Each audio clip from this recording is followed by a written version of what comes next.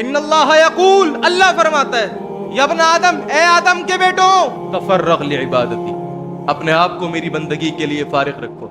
اللہ کیا ہوگا، دکان چل رہی ہے، گاہک کھڑے ہوئے، وہاں سے عصر کی اذان کی آواز آ گئی، اللہ فرماتا ہے تفرغ لعبادتی، میری بندگی کے لیے اپنے آپ کو فارغ رکھ بھائی۔ اللہ ہوگا کیا، یہ گاہک چلے جائیں گے، آنے والا پیسہ دور ہو جائے گا، املأ صدرک غنا، میں تیرے سینوں کو غنا سے بھر دوں گا، واسد فقرک، تیری غریبی کو، تیری فقیری کو تجھ سے دور کر دوں گا۔ ارے بھائی شٹر گرا دوں گا تو کیا ہوگا، پیسہ آنا رک جائے گا، لیکن اللہ فرماتا ہے نہیں، شٹر گرائے گا کس کے لیے، اللہ کے لیے، نماز کے لیے، پیسہ آنا نہیں رکے گا۔ واسد فقرک، تیری فقیری کو دور کروں گا، اور ہاں سن، وَإِلَّا تَفْعَلْ، اگر تو نے ایسا نہ کیا، تو بیٹھا رہا، آنے دو آنے دو آنے دو، ملأت یدیک شغلا، میں تیرے ہاتھوں کو کاموں سے بھر دوں گا، بہت کام ہوگا۔